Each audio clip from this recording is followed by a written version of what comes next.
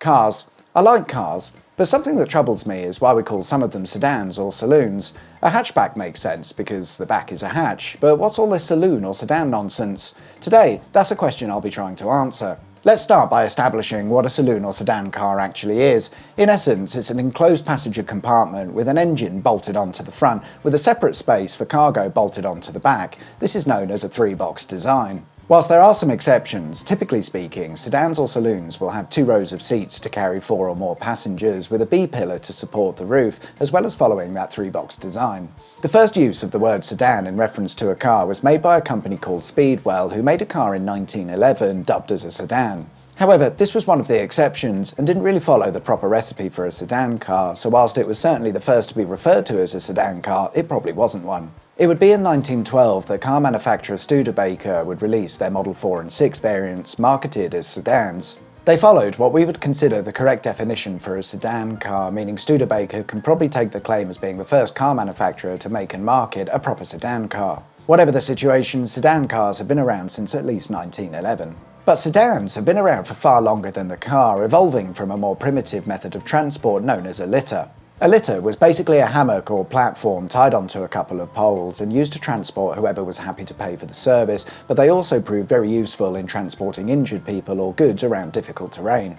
It's believed that such transport methods were commonly used in places such as India and Peru, with European navigators and explorers bringing the idea back to Europe in the late 1400s, where more elaborate versions would be constructed out of wood with proper seating enclosed within a cabin. It would be at this point they'd take on a different name, no longer called litters. They were now called sedans or sedan chairs.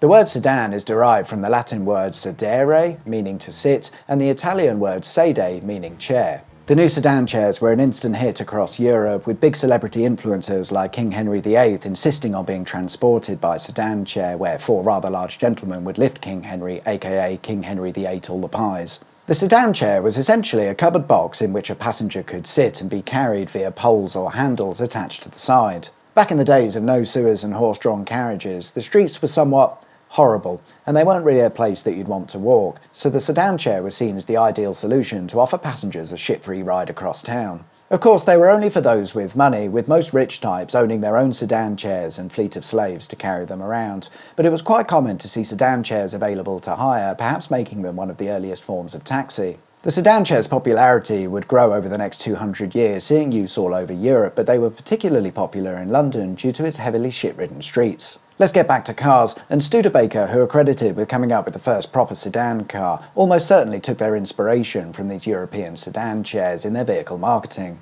The Studebaker company were based in the United States, but the Studebaker family had emigrated there from Germany in 1736 to set up their company. This was at a time when the sedan chair was at its height of popularity, so it's certainly fair to say that they would have been familiar with the concept, but the Studebaker company didn't move into making cars until the very late 1800s. The main reason for using the word sedan is most likely down to marketing. The traditional sedan chair was associated with wealth, celebrity status and luxury, and this is something that Studebaker would have been keen to get across to their buyers. They wanted you to think that these newfangled cars would carry you like a king or queen to your destination. Marketing aside, there are some similarities to be found between the sedan chair and the sedan car in terms of their design. In the middle, you've got a luxury passenger compartment. At the front, you've got an engine bolted on or a person to carry you along. And on the back, either another person to carry you and your cargo or, of course, a trunk or boot.